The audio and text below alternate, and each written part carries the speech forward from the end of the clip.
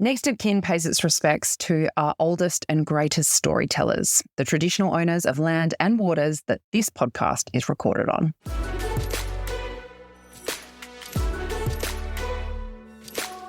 Welcome to another episode of Next of Kin. I've tried to write the intro for this episode a couple of times and I can't quite get it right because words don't really do justice to my guest today. You know when you meet someone and you feel like you've known them forever immediately? That's how I felt when I met Michael Crossland. He's a speaker, an exceptional speaker at that. He's an executive coach. He's a humanitarian. He's an international best-selling author. But more than all of that, he's just a really good bloke. And he's a little bit kind of magic. I know that sounds a bit dumb, but he is. And I suspect that Mike makes a lot of people feel like they've known him forever because he's just so bloody likeable. And boy, does he have a story to tell. So if you're feeling a bit lost, or even if you're not, and you just need a good kick up the bum to go and live, and I mean really live your life, this is the episode for you. My advice, you might want to grab the tissues. Here's Mike. I was thinking about you this morning because we had a bit of a shocker getting out of the house this morning. I'm one of those people that has proper time blindness. So if I leave my house in anywhere appropriate a time to get the kids on time to school, I feel like I deserve a medal or some small parade. And that was my morning this morning. I'm solo parenting this week and I was like, I am killing it. Like I'm out the door. I've got the readers. I've got the library bags. I'm going to go do kindy help. So I'm already a hero because I'm going to go and sit in class today, right? I'm absolutely smashing it. And then speaking of smashing it, my daughter swings her school bag and smashes one of those keep cups off, which had my tea in it that I was taking with me to school. No. Good start. And you know when you drop a glass or a jar or something and it just politely breaks into like 2 or 3 bits? This was not like that. This was like a shrapnel bomb of a cup that went everywhere. And I was like, so we've got this puppy. I can't leave it on the floor and just go deal with it when I get home because the puppy will cut its feet. Yeah. And I'm on my hands and knees picking up glass from everywhere as the clock is ticking. And so my window of being on time to school just rapidly diminished while I picked up all of this glass, ended up with glass in my foot. So I'm hopping around the kitchen and just going like, just turned into a total shocker. And I thought about you and I thought, do things like this piss Mike off? Or is he so enlightened now that he's like, this is fine and I'm fine? Do they? Absolutely. They do, but they don't linger. And that's the thing. You know, I love that story about the $86,400 if you've got $86,400 in your pocket and someone comes over and bumps you and takes $10 away. Do you give them the rest of the money? And you're like, no, of course not. You keep the rest. But that's what we do with our time. We have 86,400 seconds a day. And someone comes along and pinches 10 seconds of your time and then you devote emotionally your mindset to that problem for the rest of the day. So you've just given them everything that you've got. And I think for me, I can compartmentalize those challenges and go, all right, that was really frustrating.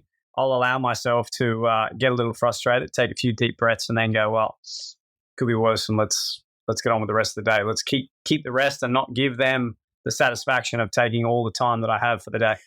I shared the stage with you. I was lucky enough to share the stage with you recently. I introduced you at an event that you were the headline keynote for healthcare professionals.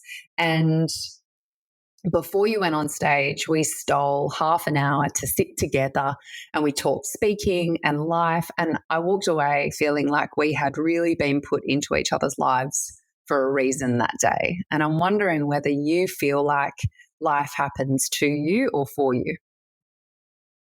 Oh, I really think, as you know, after our conversation, and there was lots of laughter and there was lots of deep conversation, there was lots of tears as well, I do recall. But for me, I'm a man of great faith and I feel that God has a plan for me and he maps out my life and I just walk into the the platform or the stage or the journey that he set out for me. And it's so funny how people walk into your life for a season, or they walk into your life for a lifetime. And I really am so intrigued in understanding that connection and the why behind it. And I really think that, for you, with you, when whatever the phrase is that people want to use, I just think the more that you can feel in your heart of hearts that everything happens in your life for a reason. And if it's a tragedy, if it's a heartbreak, yes, it's very difficult to identify the reason, but maybe it's a learning, maybe it's a lesson, maybe it's the understanding that we learn far more from a loss than we ever do from a win. And same deal with people. Some people come in and they try and take a little piece of your world away.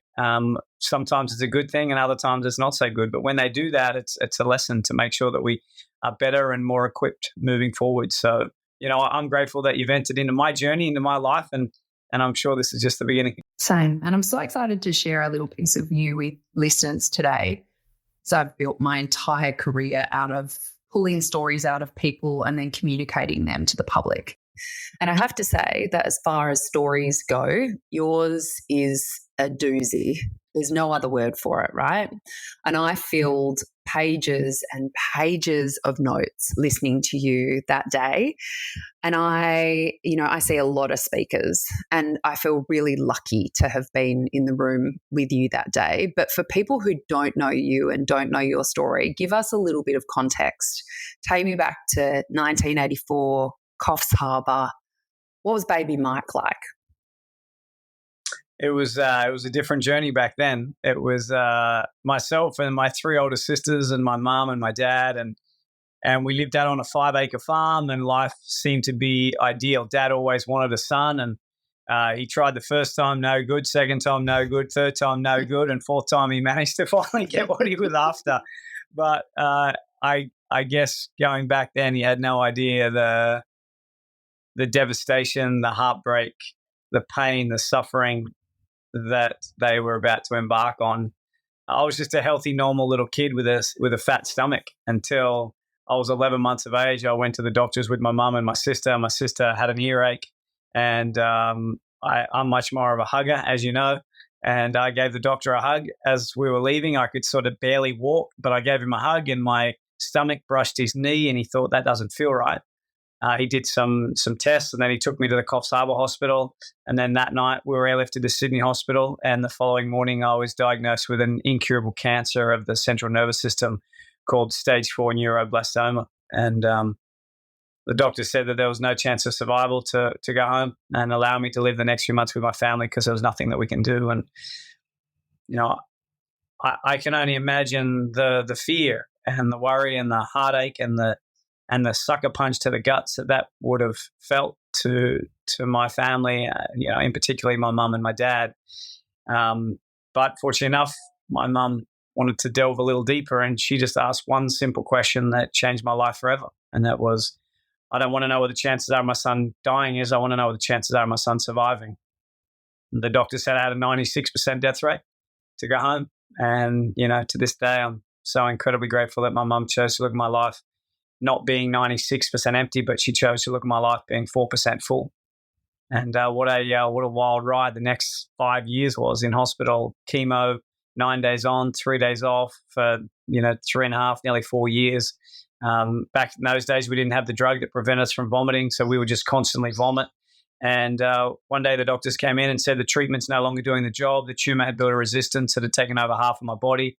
It was growing up into my aorta. It was crushing my spine, and they said we need to go into surgery. And they offered for my mum to carry me into surgery, and the reason why was because they thought that this may have been the very last time that my mum got to hold me alive. And 6 hours later, the doctors came out and said to my mum, "We're sorry, we didn't get it all, but there's now nothing that we can do."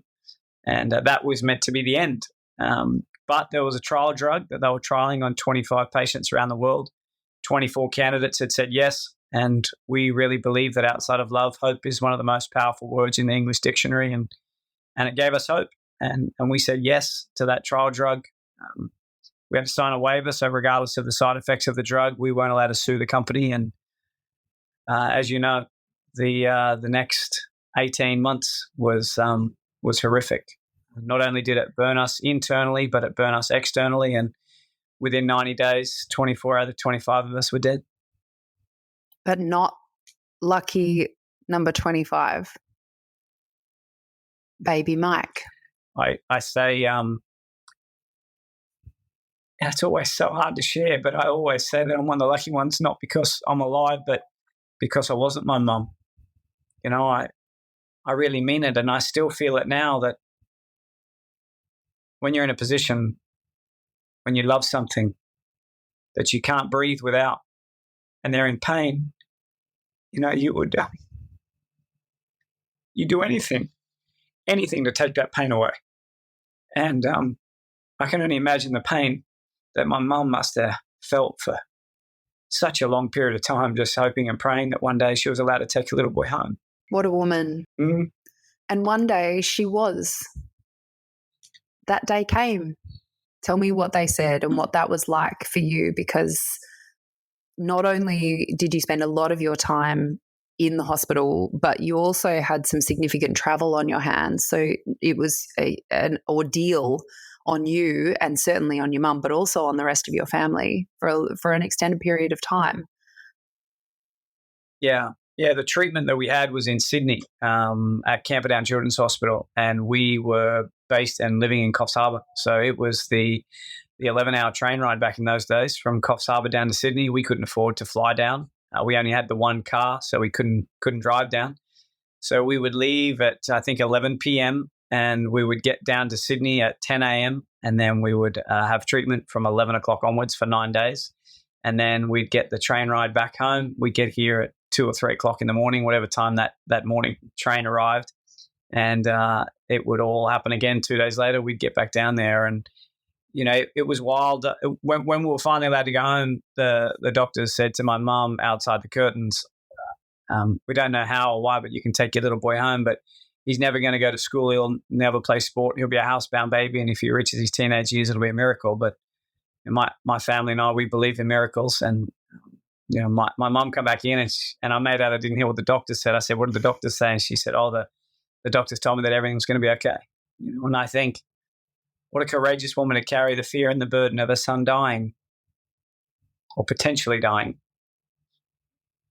to just enable him to lead and live a normal life. And, I am so grateful for the life that I have lived, and I'm so grateful that I'm still here to be able to share the journey and the battles that have continued throughout my entire life.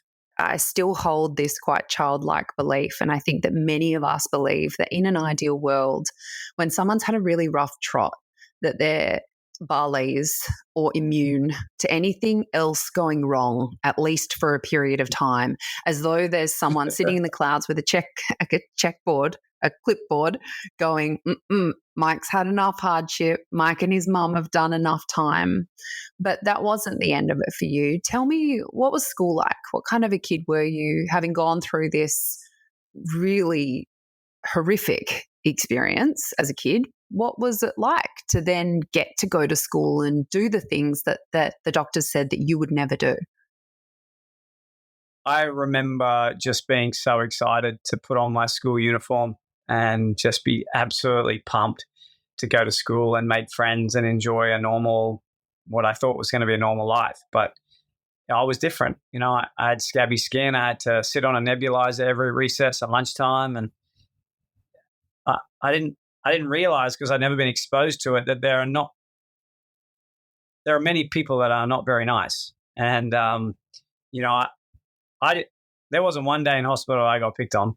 There probably wasn't one day at school where I didn't get picked on. And man, it really tested my courage. I still remember, and I'm fast forwarding a little bit, but for those that don't know the story, at the age of 12, I started playing the game that I loved, which was baseball. And I started to get pretty good at it. And unfortunately, at 12, I got really sick. I got glandular fever. Then I got chicken pox, and I got pneumonia. Then I got the belly bug. And unfortunately, from the side effects of the drug that I had as a little boy, I had my first major heart attack. I was in hospital for, 8-9 weeks. And, I'd finally got a chance to taste what normality was, and it got taken away from me But then one of the girls from school, Kelly Moody, I still remember her clearly. She's such a lovely soul, still is. She brought in a get well card from all the kids at school, from my high school. And I couldn't believe it. Like, I was like, man, there is some really kind, beautiful people in there. And I still remember there was one message, and I still remember him clearly. In fact, he lives about 2 kilometers away with his wife and 3 kids. But it said, heard your heart stopped, hope you die. And that was to a 12-year-old boy. And I just remember it absolutely crippled me. Like, it just crushed me. And I remember Mum always teaching me, what doesn't kill you only makes you stronger. And it certainly made me believe in myself and not wait around for other people to believe in us. You know, I know that I share often that your value doesn't decrease based on one's inability to see our worth. And I think so many of us, we wait around for other people to dictate our value and dictate our worth. And, you know, we're dictated by how many followers we have or how many likes we get or how many views we get. And, you know, I really believe that when you start to value yourself, when you start to invest yourself, and when you start to love yourself, then it's remarkable how everything starts to change in your life, and you start to build momentum, and you start to achieve some things that many people around you may have thought was impossible. It's such a good lesson, because we all listen to that one negative comment or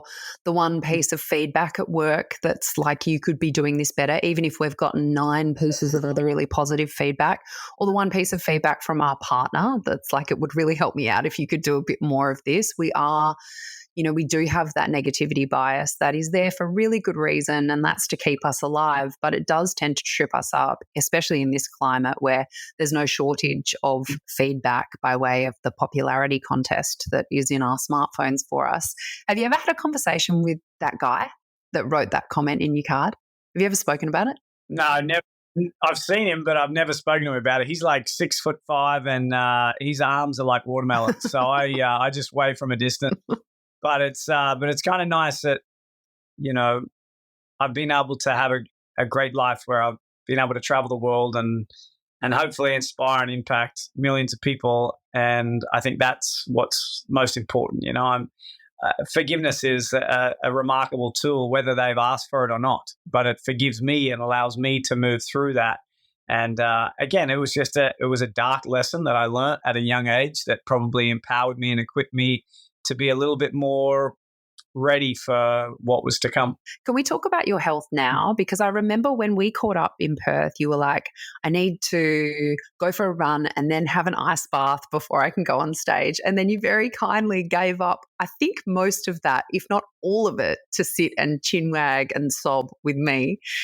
What does your health look like these days in the context of taking care of yourself? Because as someone with a compromised immune system that's lived through the last 3 years of challenge and uncertainty, when you get sick, you get really sick. And so I know that you dedicate and invest a lot of time into your health and well-being to make sure that you're as healthy as you can possibly be.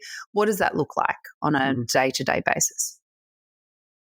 So if I give everybody that's dialed in a very quick snapshot of since I was sort of 12 to now at 18, I was lucky enough to be playing baseball in America, and what a dream come true that was. But unfortunately, my health had deteriorated rapidly. My heart couldn't cope or compete. Financially, we couldn't afford to be there. I was sent back home. Never played baseball in America again. Got into the corporate world, climbed the corporate ladder, which I'm sure we'll delve into later. But I was driven by power, privileges, possessions, materialistic wealth. And in 2010, I got really sick again, got bacterial meningitis, got fluid on the brain. Then I had Bell's palsy down the right-hand side of my body. And that's when I sort of walked away from the corporate world and committed my life to serving and giving back to others. And that's when we opened an orphanage and a school overseas, because my family, or my wife and I, have been told we'll never be able to start a family. But now we've got 47 or 44 kids that live in our orphanage, 270 kids that go to our school. And then 2016, you know, speaking was exploding. I was lucky to tour with like Richard Branson and sharing the stage with the likes of Dalai Lama and all those types of people. It was amazing, lots of different TV stuff. And then I got so busy trying to create an amazing life, I forgot to protect the one that I had. And as you know, I was diagnosed with 4 more tumors of the throat, and I had to do a video message saying goodbye to my family. And that was that was crazy. They removed 3 out of the 4 tumors. And then obviously we've had some turbulent times, which we will speak about in between that and 2022, when I was diagnosed again on the 15th of October. They found 6 more tumors in my throat.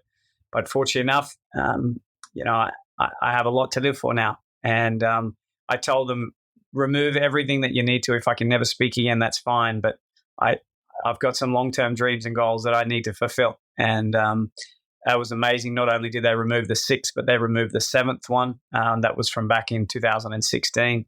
And whilst I was having surgery, they found a black spot on my shoulder, which turned out to be melanoma. They got rid of that with 38 stitches. And so that was pretty wild. But, I really think that we can invest all our money and try and grow our wealth and then die young. Or we can invest in our health, because I really believe that our wealth is our health and we can actually live a life. And I know there's a lot of people that have lived many years on this earth, but only really existed. And there are many that I've met, especially through the Make-A-Wish Foundation, and kids that want to meet me before they pass away. And they're so young, yet they've lived such a life and they've impacted so many. And I think that for me is what I want. I want to impact as many as I can, but I want to do it as healthy as I possibly can. So like your point, I'm very structured around my routine now. People say I'm not a morning person. I'm not a morning person either. I don't like getting up early, but I get up early every morning because I really like life. I really like to live, and I want to live longer, and I want to live healthier. So my routine every morning, I'm up about 5:30. I stretch, I exercise in the gym, and then as you can tell, I don't lift heavy weights. It's more cardio. And then I did a lot of research in regards to saunas, and the infrared sauna was definitely the best fit for my health. So I jump in an infrared sauna now, and then jump into a 4-degree ice bath for 4 minutes, and then get back out, stretch, do some laps in the pool, and then back inside. And I try and have that all done by about 6:30, 6:45. I'm really focused on what I eat. A lot of people say, I don't watch negative stuff on TV. That's great, because that it messes up your head and your mind, but it's the same with what we consume through our mouth as well. So I want to make sure that everything that goes into my body, whether it's in my eyes, whether it's in my ears, or whether it's in my mouth, I really want to make sure that it's going to serve me really, really well. Even little things like I eat dinner at 6:00 now because I go to bed at 8:30 and I want to have 2 hours for my food to digest. I turn all the lights down at the house at 7:00 because I want my brain to start to slow down. I meditate over nighttime. I meditate every single morning. I pray every morning. Like I'm very structured in regards to my routine. My wife often says that everything else is not structured. Like if I'm doing a gig in New Zealand or to the States or wherever I'm off to next, we just did 11 countries in 7 weeks. And she's like, where are you staying at? And I'm like, I have no idea where I'm staying at. I'll work that out when I get to the airport. But my health stuff, that's a priority. And even to your point, when I'm at a hotel, I make sure I get a room with a bathtub so that I can ring concierge at 5:00 in the morning and ask them to bring 2 or 3 buckets of ice up to get that chill factor and have that shock therapy every morning. So I just see it as a necessity. And my uncle taught me a great lesson when I was a kid. If it's important, you'll find a way. If not, you'll find an excuse. And I don't want to make excuses. I love that because, when I speak, I use a table and I'll say to people, right, this is your life, okay? You've got your family, you've got your friends, you've got your work, you've got your hobbies, you've got Netflix. Where is your health? And people will say, it's not on there. And I'll say, no, it's not on there because it's the table. And if I take the table away, nothing has anything to stand on. And I love that approach because it means that everything else in your life fits around your health, which is your most important asset. Because if you don't have that, then you don't have everything else, right? So it's like my commitment is to my health, then everything else falls in and around that. And I appreciate that not everybody listening to this is in a position to be able to structure their life like that. But there is a lesson in that for all of us. And, we are full of excuses about I don't have time to get to the gym, or I can't afford to eat well, or, I can't afford to go and do an ice bath or a sauna or whatever it is. And I always say to people, you just start with whatever you can. If it's 45 seconds of doing squats while you're waiting for your toast to toast, do 45 seconds of squats waiting for your toast to toast. If it's having 30 seconds of a cold shower at the end of your shower, do 30 seconds of your cold shower. Like, do whatever you can. I think that's such an important message. And I love that you prioritize it no matter where you are. You make a really good point about affordability of these things. And, I'm very blessed now to be in a position where I can have those types of luxuries. However, when we're healthy, we've all got hundreds of dreams and goals, but when we're not healthy, we just have one, right? And that's to be healthy. We can't afford healthy food, but we can afford medication to help us get better when we're sick. So if there's a way that we can prioritize when we're healthy to redirect some funds to ensure that we can stay healthy, then we don't need to spend the money that we would normally be able to afford to pay for medication to get healthy again. And I'm not saying you need an ice bath and a sauna and all those sort of things, but to your point, like and during this winter months, end your shower every morning with 10 seconds of cold water, and then extend it to 15, and then 20, and then 30. And I every morning I go to get in the ice bath, and I'm like, I do not enjoy this at all. I don't like it at all. But when I get out of the ice bath, I'm like, man, that was amazing. I feel incredible. And I always scale, and I know I've spoken to you about this before, but I scale every morning. I lie in bed before I get up, and I'm like, how do I feel? And this morning wasn't great. It's been character building a few days, and it's never been a hard day or a tough day, right? We speak about language. It's been a character building day.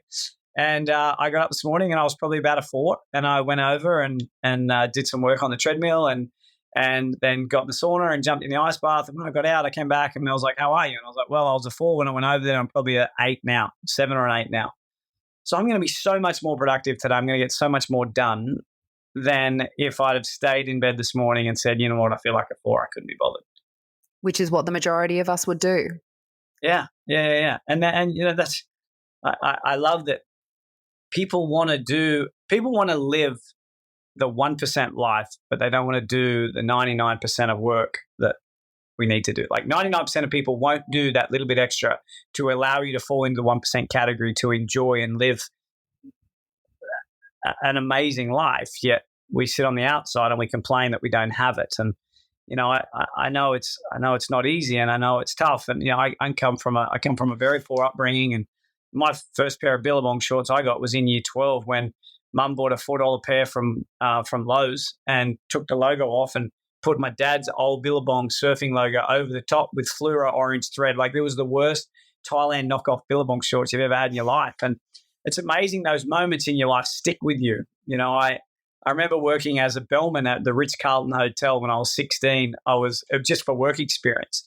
And I loved it, and I really enjoyed it. And there was all these famous people there, and Greg Norman stayed there. He tipped me $10 to go and get his VB from his fridge because he was at a restaurant across the road, and all these sort of crazy things. And my mum, when I got home, she said, how was it? And I said, you know what, I really, really enjoyed it. However, I feel like I want to be the person that has my door opened as opposed to opening doors. And it just really refined my vision for what my future would be like. And then a lot of hard work, a lot of sacrifice, a lot of suffering. And now, I'm very blessed to be in a position where my door gets open. But I think it gets open because I work really hard to help other people, open their doors. Well, and because you've had the context of being the person who opens the doors, right? Exactly. If you don't have that, then having your door opened is what you've always had, and you've got no context for the other, which means that you appreciate it. Let's talk about money, because at 23, correct me if I'm wrong, at 23, you are living the high life in Sydney. Is that timing right in the timeline? Yep. You're living the high life. You've gone, baseball didn't work out for me. That was this big dream. And so you've funneled this incredible energy and passion that you've got into killing it effectively. So you're in banking, you're very young, you are climbing the ranks at lightning speed, you've got hundreds of employees underneath you. You're driving down George Street in a fancy car. And what happens? Take me back to that Mike. What was that Mike thinking about himself and his life? I was filled with ego and arrogance. I was trying to prove to other people my worth. I was trying to make myself bigger than what I really was. And the story you referred to, I had the roof off. I had one hand on the wheel. I had the music blaring. I drove past these two backpackers with their life possessions on their back, and I thought they were looking at me saying, "Wow, this guy is unbelievably successful." And now I reflect back on it and realize they were looking at me going, "Wow, this guy is unbelievably a wanker." Right? He was a wanker. I was a wanker. I thought I was better than other people. I lived way beyond my means. I wore expensive watches that told the time that I really couldn't afford. I lived in an apartment that was worth way too much than I should have been borrowing from the bank. And, I'm so glad that I'm not that person anymore. And what's amazing is in the world that I live in now, I see so many of those people. I see so many of those people working so hard every single day to prove to other people their worth. And it is a lonely, lonely road. And I'm so glad that my health deteriorated so much that it woke me up and I hit rock bottom and realized there was only one place to go. And I really mean that. I would not want to think the person I would have become if I stayed in that world. And, I'm forever grateful for that horrible darkness that I experienced over an extended period of time when I was not only very unwell physically with, bacterial meningitis and Bell's palsy, but mentally I was very, very dark. And I'm so glad that I chose the path that took me to a place that allowed me to serve the world rather than serve myself. And your way of life extended to not just you, but to the people that you love most. So with good intentions, you tried to help out your mum, and tell us what happened. Yeah. So in 2007, mum and dad, they separated. It was a horrible divorce. And unfortunately, the way things were distributed, mum didn't get too much money and it wasn't enough to buy her a house. It wasn't enough to buy her a unit, actually. So, and I had so much debt in Sydney, trying to have the fancy cars and the watches and the clothes and the apartments, that I really couldn't take care of her. Maybe I didn't prioritize it, to be honest. And I invested all my mum's money, and that was 6 weeks before the GFC hit, and I lost it all. I failed. I failed. The one woman that sacrificed so much of her life for me, she went to hell and back, and I let her down. And I was so ashamed of the man that I'd become. But again, we get to that place of darkness, and you have two paths. The path where there's no turning back, or there's a path that allows you to correct your wrongs. And I remember saying to her that I'll make this right. And it was a long road to get it right. But 1 month before I was diagnosed in 2016, I was lucky enough to be in a position to put a pink ribbon on a new door to a new home. And people say, "Oh, you must be so rich to be able to do that." Not a chance. That was not the case at all. I prioritized it. I made it important. I wanted to follow through. I want to be a man of my word and really ensure that my commitment became a reality. And I remember that day I told her we'd rented the house, and she was just over the moon that we'd rented this house for 12 months. And then I showed her the contract that it was hers. And man, that was one of the sweetest days of my life. And it really made me proud of the man that I'd become because of that hardship. And I learned a really valuable lesson that day, that it feels so much greater to give than to receive. And give you went on to do. So it sounds to me like I can only imagine how that must have felt to be able to do that for your mum that day. And if I can just go into bat for 23-year-old Mike for 1 second, because everybody listening to this knows that fork in the road that comes to us all of us at some point in our lives where we have to make a decision, and we do the best with what we have at the time. And I have no doubt that your intentions were good. And the fact that you were able to right your wrong, as you say, even though it wasn't easy and it took you a period of time, is living proof and testament to the fact that that is available to all of us. I've made more than my fair share of mistakes in my life. I wrote about them extensively in my book. And I love your vulnerability and fragility around that because it means something to you, and that's such a powerful message for any of us to hear. And you mentioned the work that you are doing in Haiti.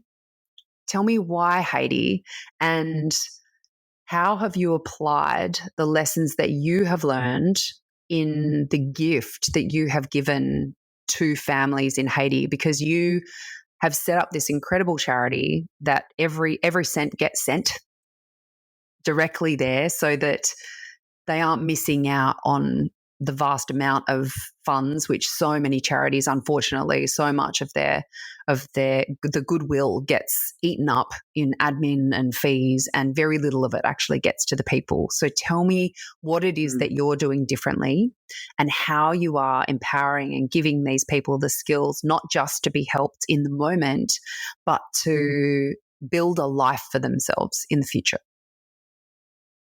Well, the first question was why Haiti. To be quite honest, friends of ours told me that they were going to a place that just had a horrible earthquake, killed 316,000 people, and let's go and help these guys out. And I thought they said Tahiti. And I remember saying to them, that's where my auntie went for her honeymoon. So like I was in Florida at the time working with the baseball team, and they said, your auntie went to Haiti for a honeymoon? And I was like, hey, no, she went to Tahiti, isn't that? And she said, no, we're going to Haiti. I was like, oh, Haiti, where's Haiti? Then I realized it was only an hour and a half flight south of me. And, you know, this island has 10 million people who live there, and 80% of them are unemployed. It's just horrific. We went down there, rebuilt a school for 120 kids. Now we've got 270 kids there. And then we were told we could never have a family. So we wanted to give back and try and start a family. So we helped all the kids that didn't have a house to live in, and we started or helped support and fund an orphanage down there for 44 little kids. And what's been remarkable about that journey is I remember getting interviewed by this lady, and she said, I said, why do you think, because she did all the questions, and I just jumped in and said, why do you think the country is in the state that it's in? And she said, oh, it's because of people like you. And I was like, oh, what do you mean by that? And she goes, well, people come over here and they give us a handout. We don't need a handout. We need a hand up. We need people to educate us, teach us, show us how to fish. Don't just give us the fish. You rock up with your tools and your people, and you come in and you fix the situation, and then you and your people and your tools leave. So from there on, we delved down a different path, and we identified that out of the 44 kids, 20 plus kids' parents were still alive. We couldn't give the kids back because the parents were unemployed. So we created another problem. So we needed to find a solution, and we did that by starting micro businesses. So we started a training and development center where we would help these parents start their own businesses in clothing, manufacturing, jewelry making, English speaking, and construction.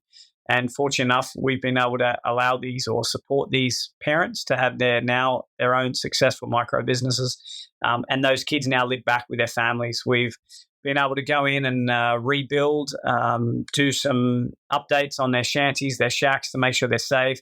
We give them care packages once a week. We have a counselor goes in to make sure that they're safe and going to school still.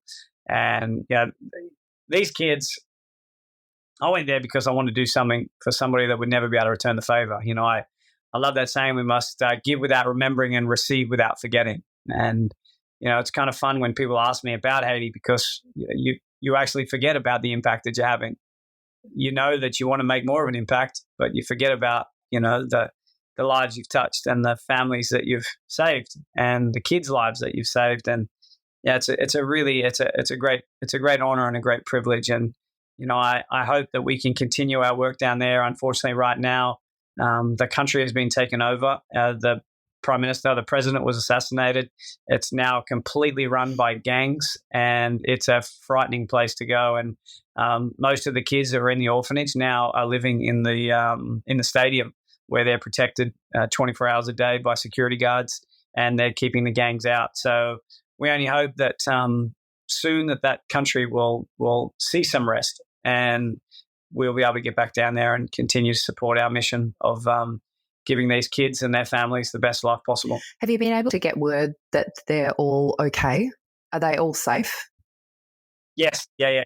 Yep. We have wonderful people that live in Haiti, that grew up in Haiti, that are still connected. And again, rather than having people from here go down there and run it, we have people down there run it. Mm-hmm. And that, again, to your point about making sure every cent gets sent, that for us was so important to ensure that we've got the right people on the ground over there that we can trust with our lives and our finances to be able to see the impact come to fruition through having the right people there. So cool. One of the things that an experience like that gives you is perspective. And I think in this climate of Instagram memes and in some ways wonderful conversations like this, we get this glimpse of a perspective that is so far outside of our own that it allows us to perhaps have some more gratitude for the lives that we live, and also ask ourselves whether or not we're doing as much as we could be doing and want to be doing with this one precious life that all of us have. I feel like over the last 3 years, COVID has kind of dislodged many people's anchors from what they thought their purpose and their passion and their reason for being on the earth might be. What would be your advice to somebody who felt like they were struggling with their purpose to find what that is, whether they've ever known or whether they've kind of lost their way?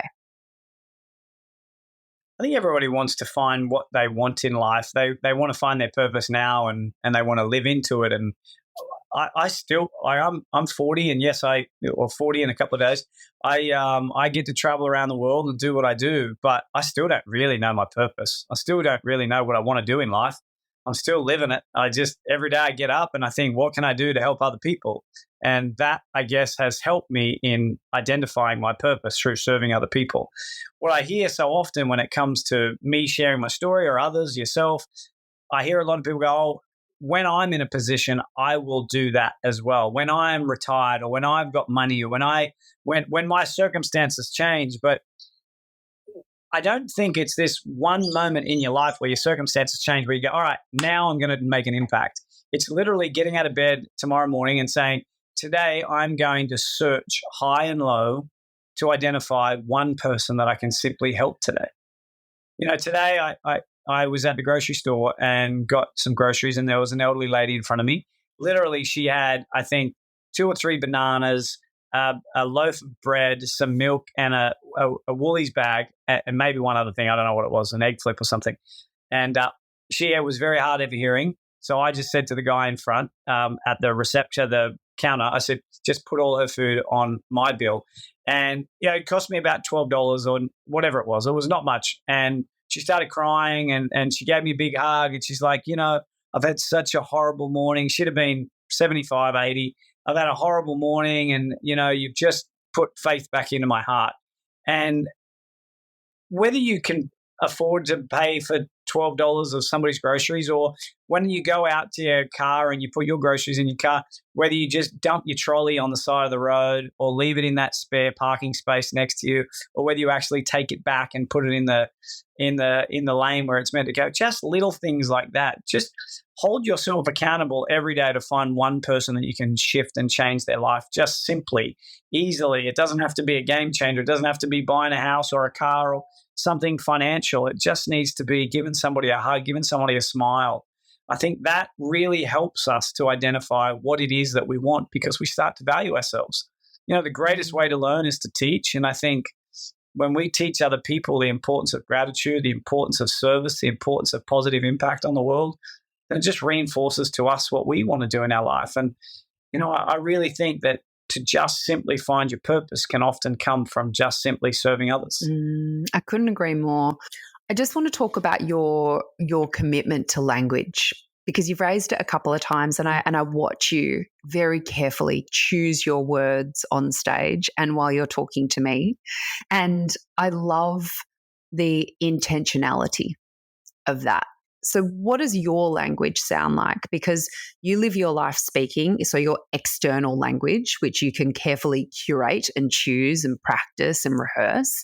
What does your internal dialogue sound like?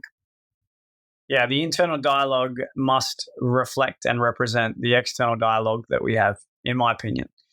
I hear so often people make a mistake. You drop something this morning and smash, and you go, oh, we say it all the time, such an idiot. Oh, God, why did I do that? Oh, what a moron. These types of conversations. We have 80,000 thoughts a day and 70% of them are negative. So we have 56,000 negative thoughts a day, and you think that it's going to help you by telling yourself that you're a moron. It just simply makes things worse. So I am incredibly micro around my thoughts and my language. I even reflect on the most recent surgery that I had, and going into that operation, everything from visualization coming out the other side, what it was going to look like, how I was going to feel, how my voice was going to be, what my next 2 weeks were going to look like, everything that was spoken out of my mouth was in a frame of mind that was going to put me into a position that I was going to be the best I possibly could be for that surgeon. I wanted to make sure that I was calm and I was collected and I was in control.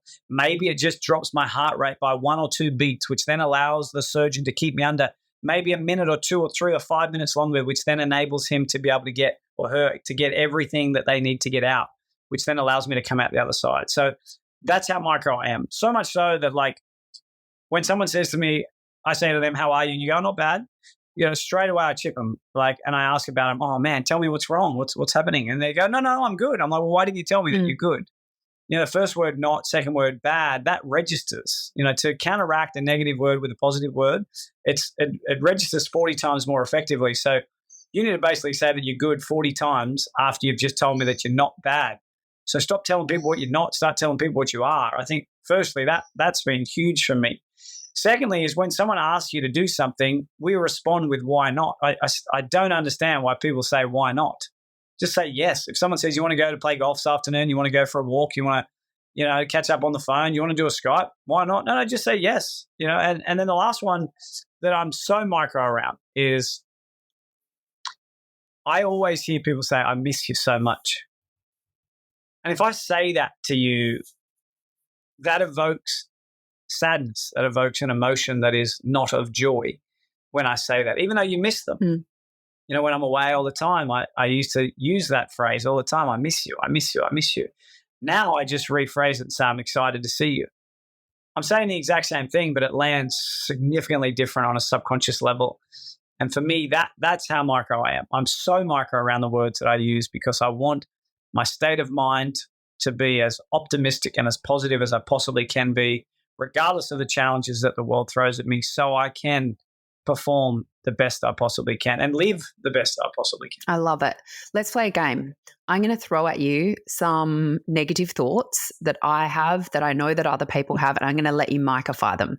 You ready? I'm ready. I can't do this.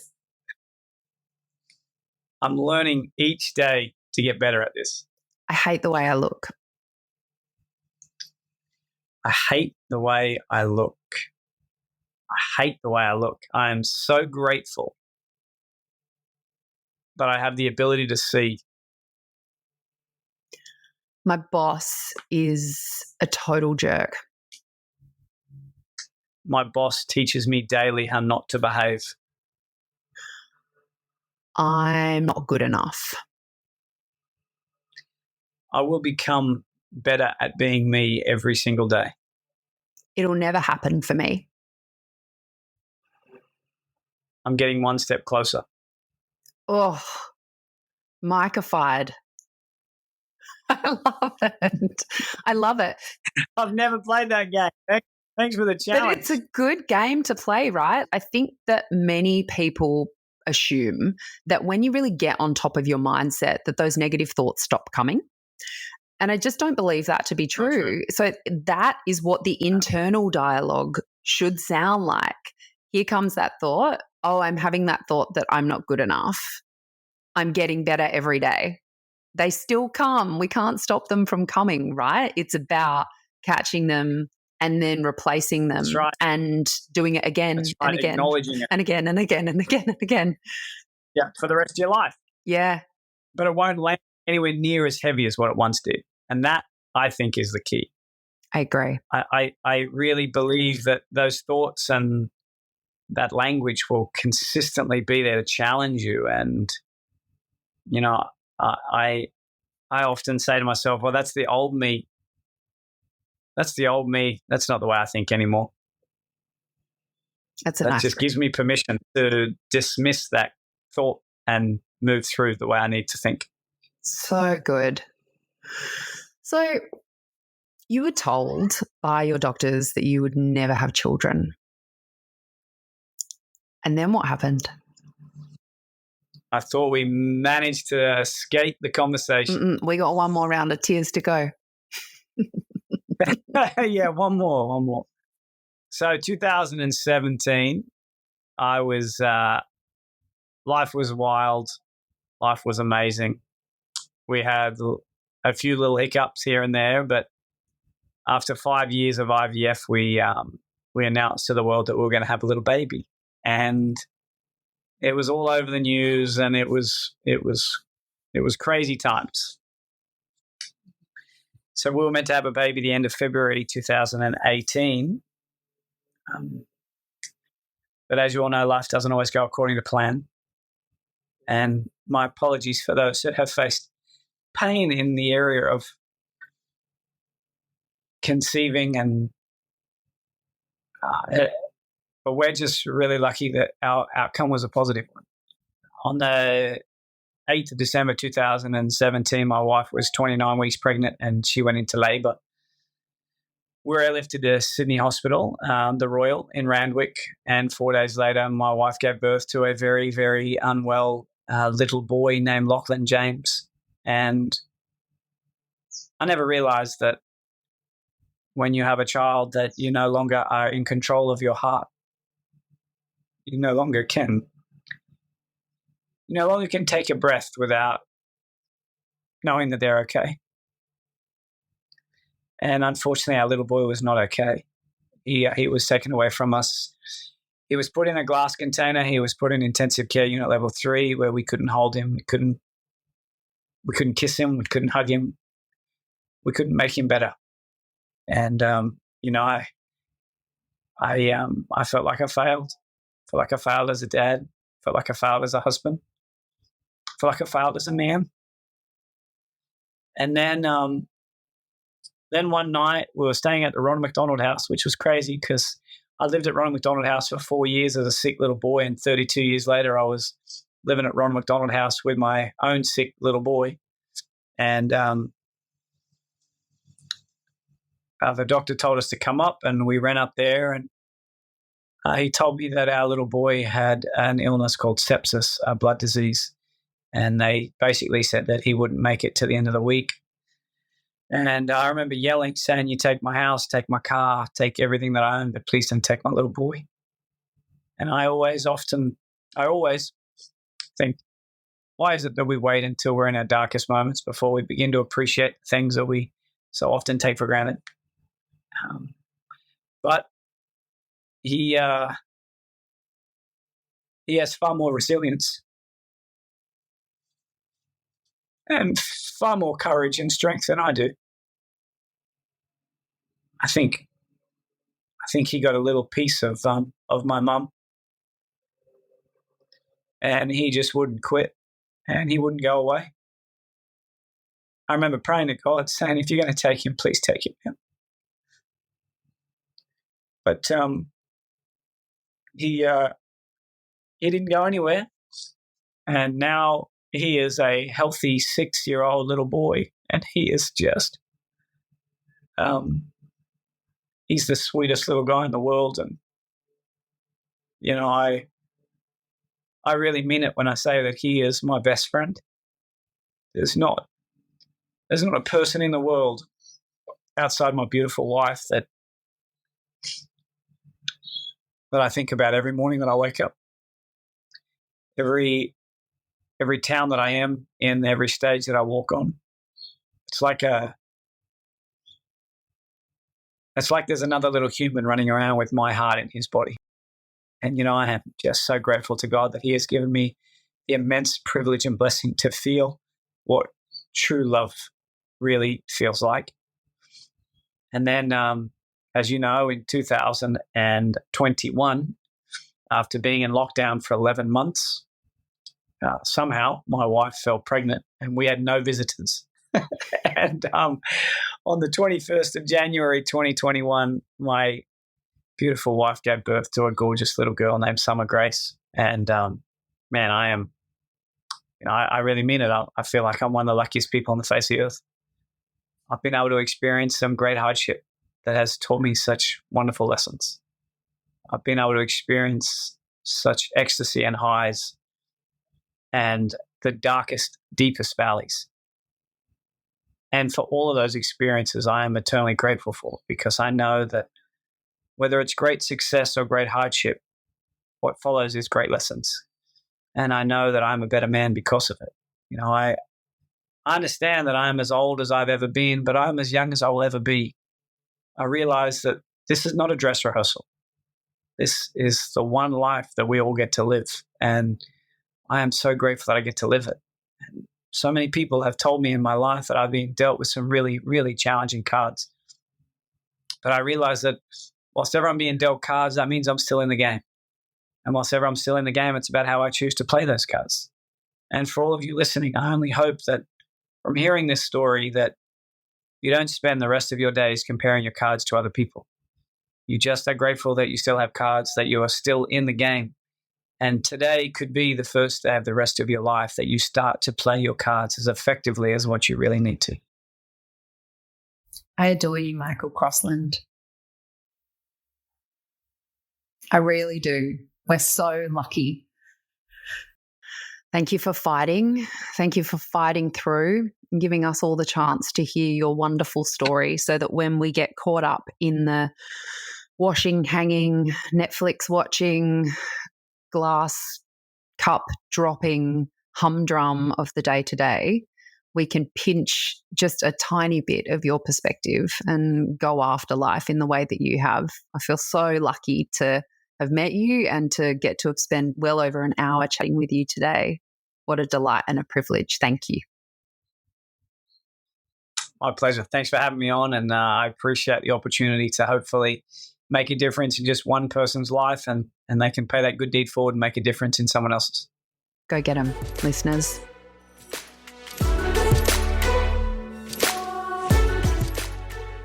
You heard the man. As long as you've got cards, you're still in the game. So get out there and play them. If you'd like to support Mike's work, I will drop some links in the show notes so that you can support his Haiti charity or buy a copy of his book. Every cent from those sales gets sent to doing good things in the world. I'm Casey Barros. This is Next of Kin, and you can join the conversation over on Substack. If you do me one favour today, it's this. Please tell someone you love that you love them, and I will see you on the next episode. This podcast is presented solely for educational and entertainment purposes. It is not intended as a substitute for the advice of a medical or qualified professional.